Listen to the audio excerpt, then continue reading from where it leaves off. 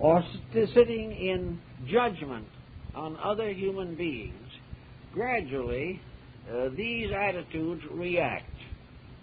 The person who is too critical loses his friends. The individual who is intolerant has a broken family on his hands.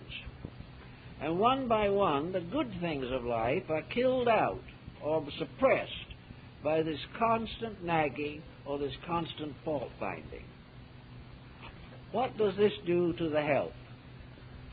Practically all of the classicals of health, and many of the modern, especially since the rise of some schools of idealistic psychology, almost any physician, any psychiatrist or psychologist, will tell you that a bad disposition is the heaviest burden that flesh must bear. The individual with the greatest chance of having a happy and healthy life is the one who is by nature kindly, generous, and optimistic. This doesn't mean that the kindly person cannot suffer occasionally or will not have moments of difficulty. But it does mean that if the grand pattern of life is friendly, health will be better. There is less likelihood of high blood pressure. The functions of digestion will not be so interfered with. Hatred, suspicion, condemnation are toxic, and they're more dangerous than any microbe that we could possibly run against. Everything that destroys peace of mind threatens survival.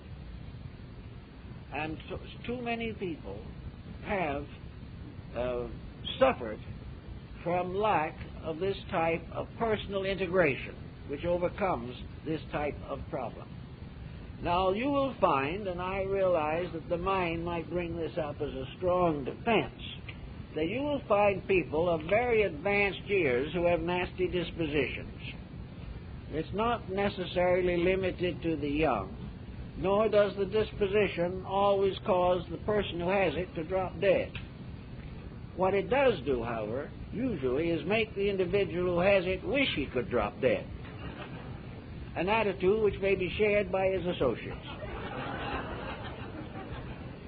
To live along without some form of internal peace is simply to prolong the process of dying. The individual dies the moment he cannot face life cheerfully. And the dispositional factor is too dangerous to be endured in these times. We all need peace of soul. We all need quietude within ourselves. We need a unity of our own resources, that this inner part of our own lives will not betray us and will not keep us in a constant state of agitation and annoyance.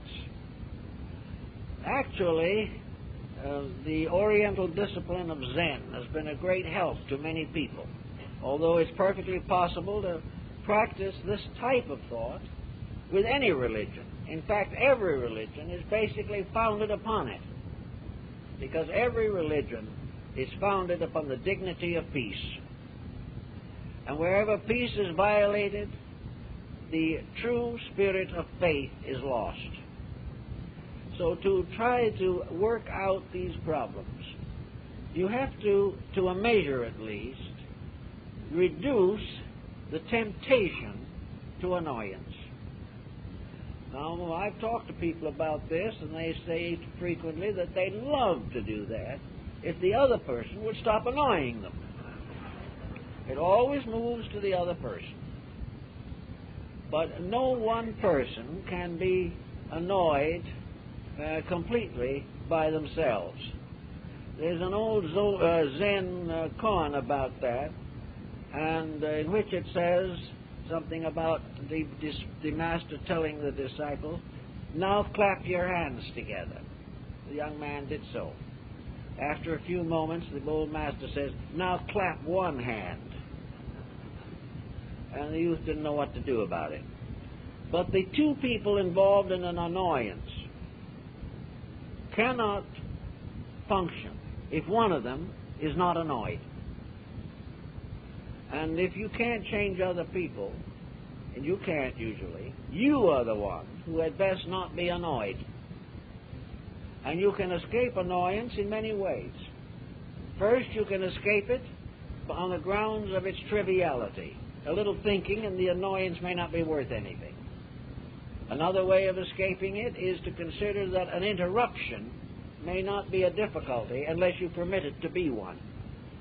Another way of avoiding annoyance is trying to understand the other person and what they are going through. Instead of assuming that you are a very nervous, sensitive individual being abused by someone else, maybe you should think about them being the sensitive, nervous individual under great strain, who does not have the strength of character to control themselves. If such is the case, then your strength of character should control you. Little by little, you can philosophize yourself out of a great many of these situations. But, of course, there's always this pile up in the background, that all of the philosophizing is simply ways of trying to convince you not to do the things that you should not do.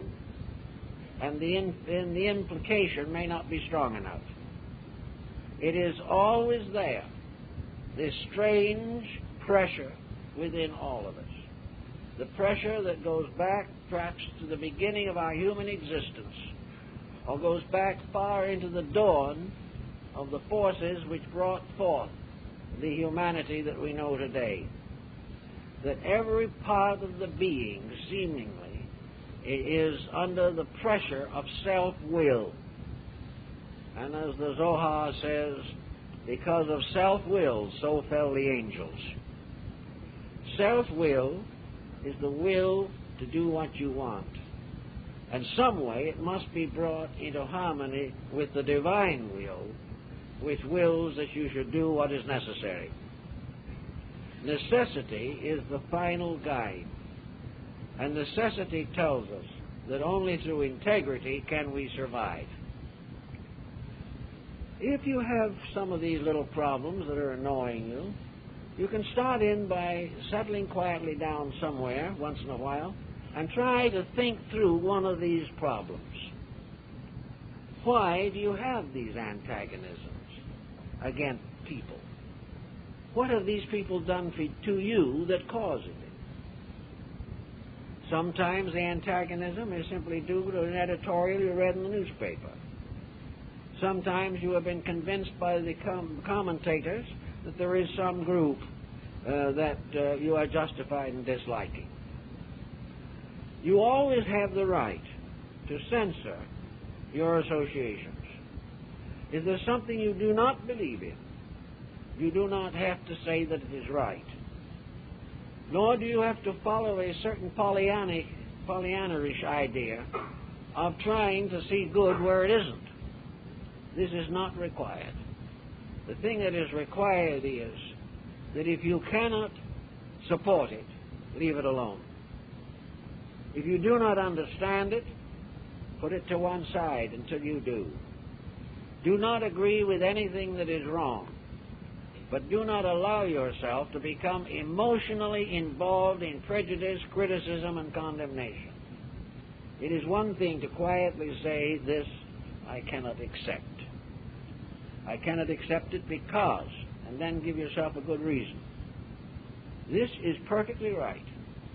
But when you dramatize it, get yourself all worked up over it, try your best to force other people to join you in the attitude, and also, when it comes to exact discussion, find you cannot support your own position, then it is best to relax and save your energy. I heard quite an argument not too long ago about two very opinionated people. And it had reached the shouting standpoint. Of course, in our culture, you don't go beyond shouting unless you have strong political feelings. But in this case, the argument suddenly stopped in the moment, in the middle of something, and one said to the other, "Prove it." Where did you get this idea? What does it come from? Prove it. The other person couldn't prove it. They were 2 hours of argument far away from proof. It might have started with a small bit of evidence, but by the time the question came along, the evidence was forgotten. It was pressure, force, the inevitable belief that if someone makes a statement, we must object. So when you are in problems or some of these problems, prove them to yourself. Before you dislike someone, sit down and make sure you have some kind of proof, and that this proof justifies your attitude, and why this proof would prevent you from finally understanding this other person and seeing if you cannot remedy the error that exists. For in many instances, it's your own prejudice only that is causing the fault. All these little tricks you can use on yourself to try to lower this tremendous determination to do exactly as you please.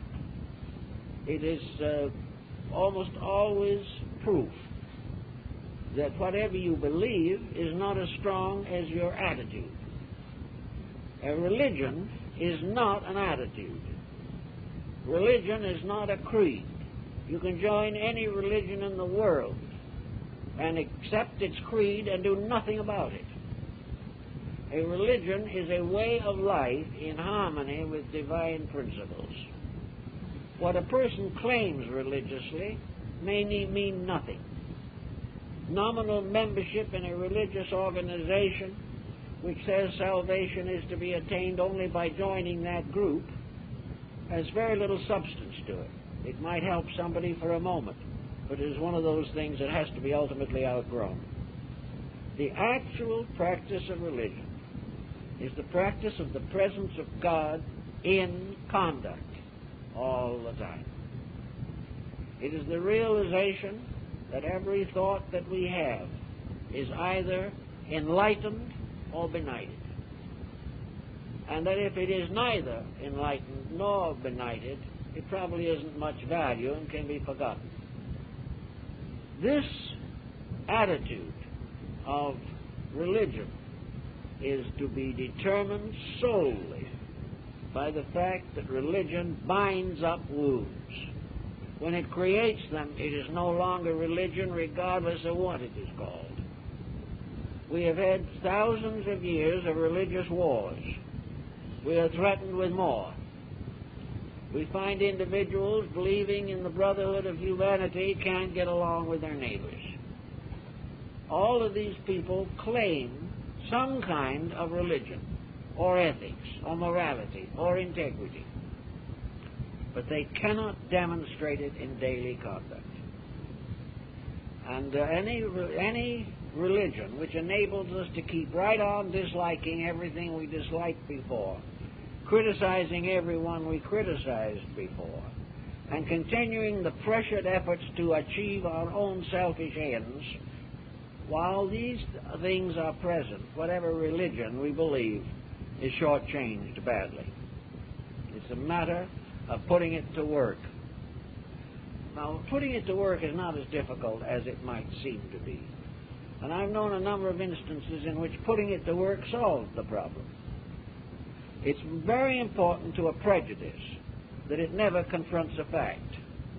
The moment the fact moves in, the prejudice is in trouble.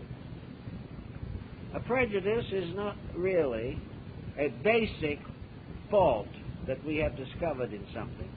It is an attitude that we have towards something. Now, if another person or situations are so morally or ethically delinquent that we cannot accept them or cannot reconcile with them, then the only answer that we have in most cases is to leave the solution to the law. The power of heaven will take care of it. The Chinese knew this long ago. Leave the impersonal, leave the impossible person to heaven. Karma, the law, will solve it. Great day by day, that impossible person will find it more and more difficult to maintain their own wrong attitudes. We cannot change other people. We can try. Sometimes we can help a little. But if a situation is too deeply ingrained, the law must do it. We live in a universe in which law is ultimately benevolent in every form. There is no selfishness, there's no willfulness, there's no prejudice in universal law. The purpose of these mysterious processes of nature are that happiness, security, integrity, and perfection shall come to all that lives, and it will come. If we can help a little, that is good. But if we cannot help, there's no sense in hindering. So where we do have an opportunity, we can study to find out how we can smooth out our own intemperances or intolerances and prejudices and bigotries and find a way of life that is not only useful to us, but the final sermon. For the final sermon is example. We cannot expect children to profit from parental advice unless the parents are keeping that advice themselves. We cannot expect to be respected by our associates if we do not keep the principles we claim. We cannot help people in trouble unless we have demonstrated simply and clearly that we have passed through such troubles and have come through with a better and deeper insight.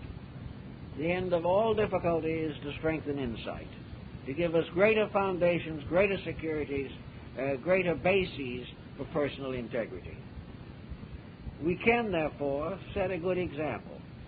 And if we are able to follow the Golden Rule, if we are able to follow the Sermon on the Mount, or its equivalent in other religions, we can then be at peace with those who would despitefully use us.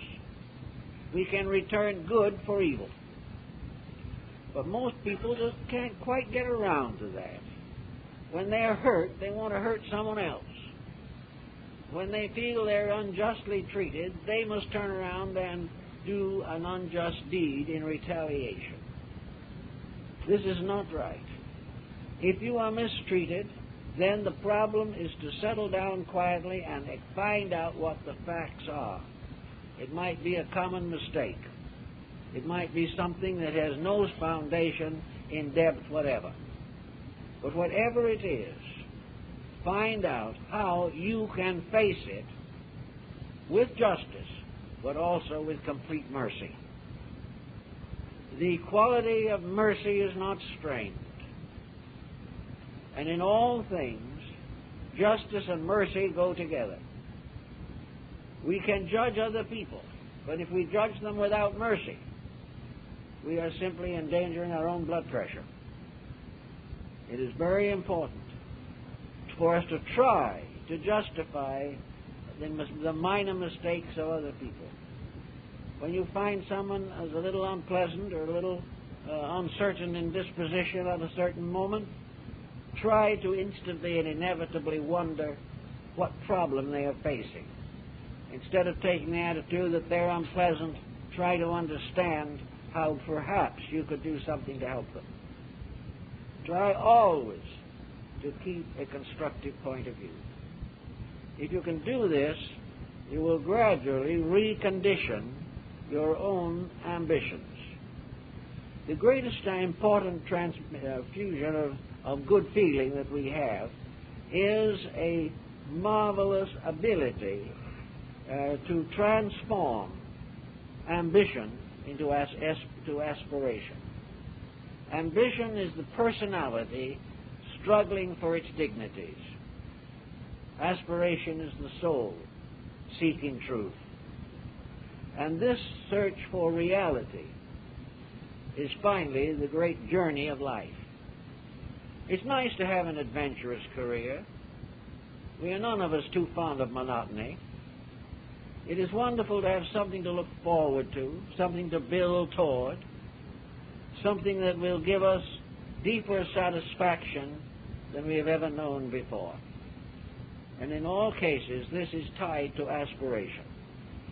Aspiration is the impulse to become better, to become more like truth, to allow more of truth to move through ourselves.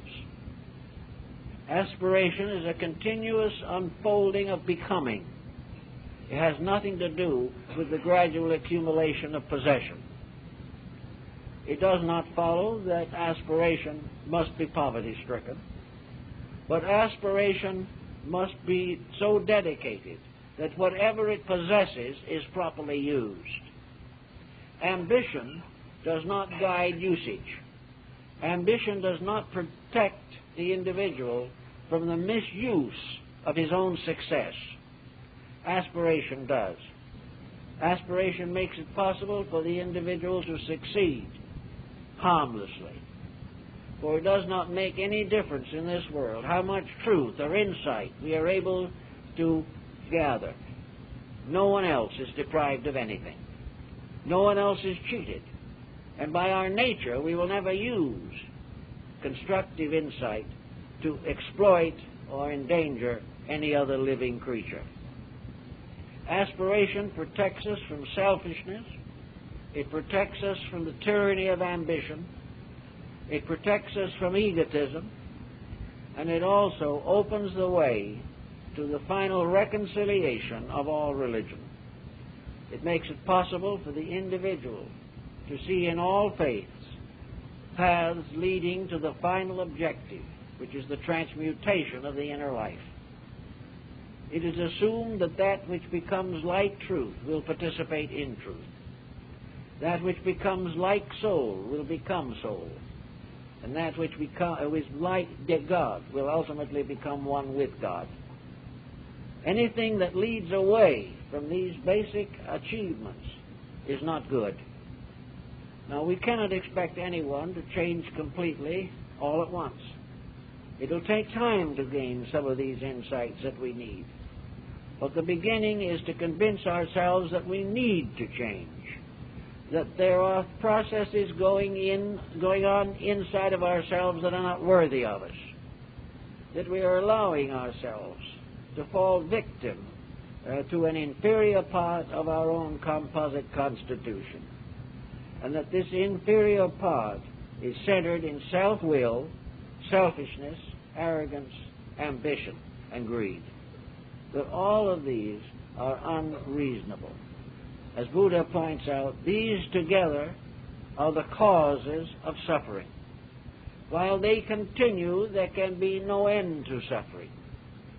The individual who is greedy never has enough. The individual who is ambitious sacrifices too much and still never fulfills his own ambitions. He may reach the high point that he wants, but he can only keep it a few years when another will take it from him. As one of the emperors of Rome, fearing that his successor would come along, tried to destroy everyone who might possibly succeed him. But finally an old sage told him very gently, he said, "Your Majesty, no man in the history of the world has ever succeeded in destroying his own successor. There will always be someone."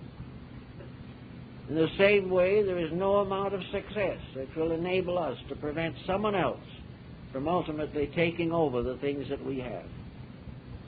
The real answer is not in this accumulation or the building up of reputation or name. The real answer is the unfoldment of those values within ourselves, which in the end, naturally, result in a reputation that will never die. Because the greatest reputations in the world are those associated with the great teachers and benefactors of mankind. Jesus had no worldly goods and no place to lay his head. But all of the rulers of the earth at one time or another have bowed down to him. Buddha sacrificed an empire, a country, gave up all his worldly goods to become a wandering mendicant. And as a result of that, he has become the most beloved person in Asia. Confucius was not practically penniless. He didn't have very much, but he lived a rather useful life. His last words were, "I have failed." Instead of that, he has become perhaps the symbol of the highest attainment of the Chinese consciousness. All these are not part of the passing reputation. They are part of the inevitable consequence of gaining divine merit. Merit in itself is the final source of all reputation, all honor, and all acceptance. And it may well be that the meritorious person will not live to see the result of conduct. It may be that the wise and thoughtful parent may not live to see the effect of its wisdom, insight, and love upon a receptive child. But that good goes on, not only to the child, but to that child's child, on and on through time. All good builds, all evil destroys itself. Almost everyone who has attempted to break the rules has finally discovered that the way that the life goes after rules are broken, that no man has really broken them. Each in turn is broken by the rules he sought to break. And in all these different procedures of living, the individual who keeps the rules is kept by them and goes on to fulfill the real purpose of himself. Materialism has limited our viewpoint on some of these things. Many people feel the only thing to do is to live while you're alive and get all there is all along the line. But it is a very temporary and impermanent state of affairs. And as we go along now, trying to live according to our present economy, which strangely enough is not very economical, we find every day things get a little worse. The more selfish we are, the more we all suffer. The more we grab, the more pain comes to us. The more we resent truth, the more our errors hurt.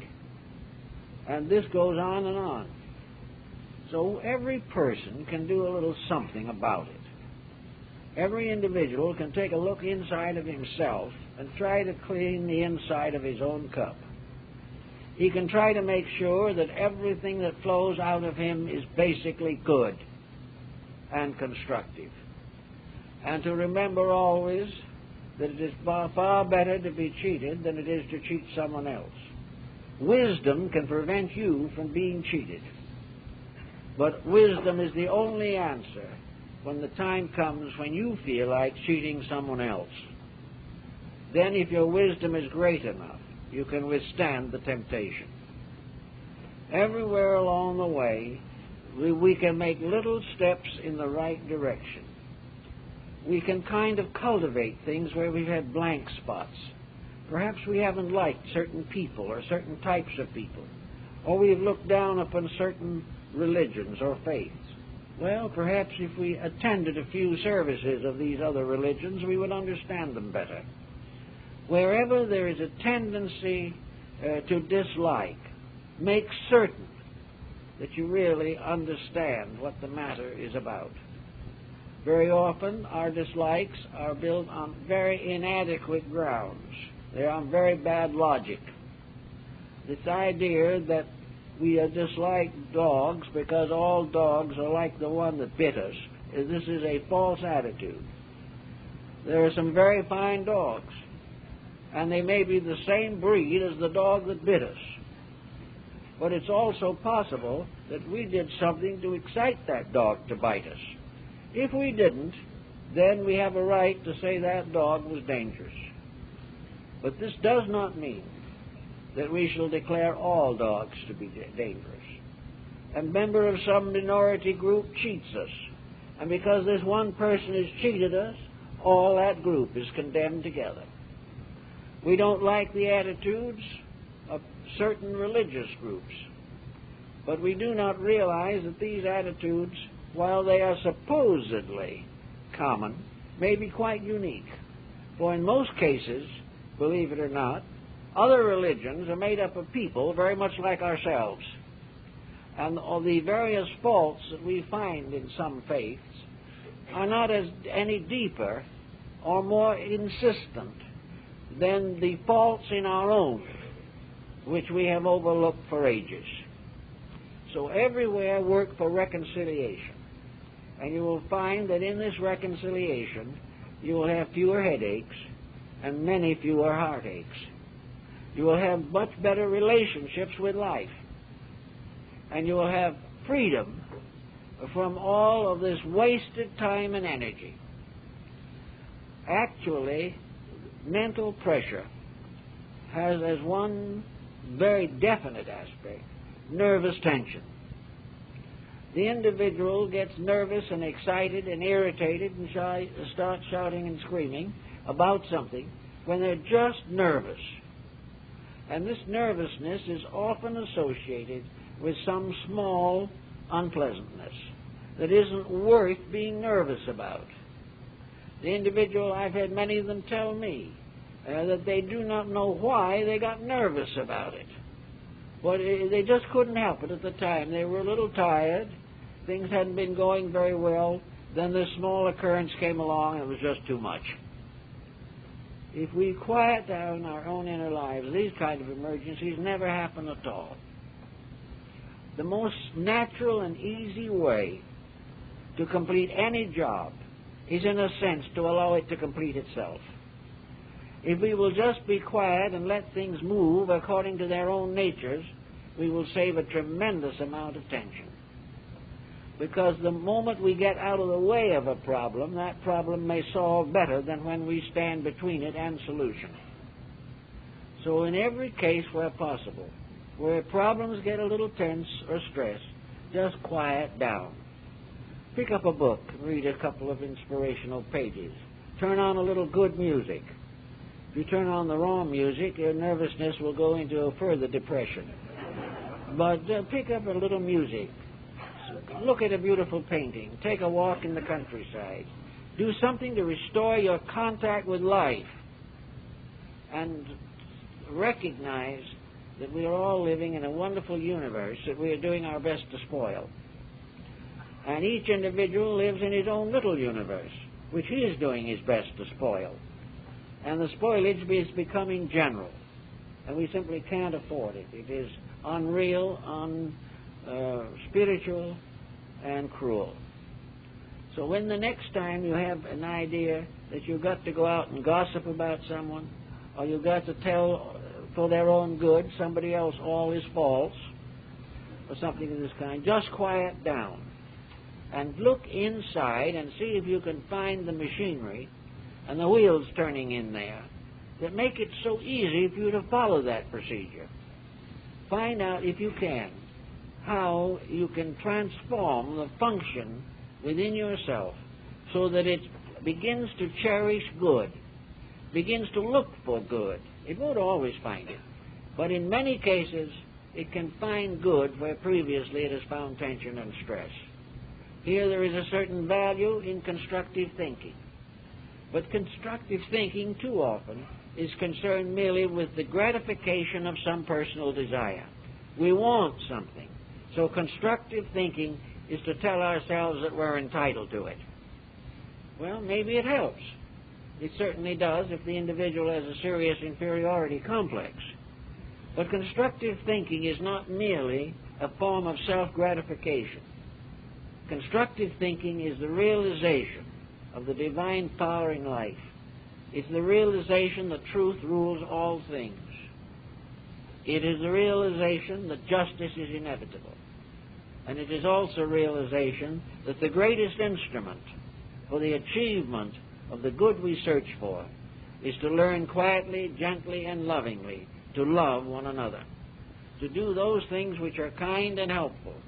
If we can sell ourselves this inside, we will find that our outer lives will be much more constructive, useful, and happy. And as we approach a symbol of resurrection in the Easter Sunday that is to come, let us see if we can't restore something of the divine purpose in ourselves, so that into this cup of our hearts can flow the blood of salvation, that we can become instruments for the dissemination of reality, rather than to permit ourselves to be nagging little creatures. We have simply not claimed our birthright because we were born to do good. And as soon as we really realize that and start living accordingly, there'll be a lot more good in this world. Well, I guess that's all there is. But I'd like to make a special announcement at this time. On Good Friday, April 4th at 9:30 a.m., the library is going to present one of my taped lectures. They were going to play a tape that was made some time ago on the subject of Zen and the harassed housewife. Now that has, it seems to me, a kind of message that ought to be good for a major symposium of some kind. At 7:30 p.m. on Good Friday, there will be a showing here of two films, one on Petra, the Red City of Petra, and the other on Ceylon. These two films will emphasize religious and philosophical elements. So you are invited to these two special activities on Good Friday. Thank you very much.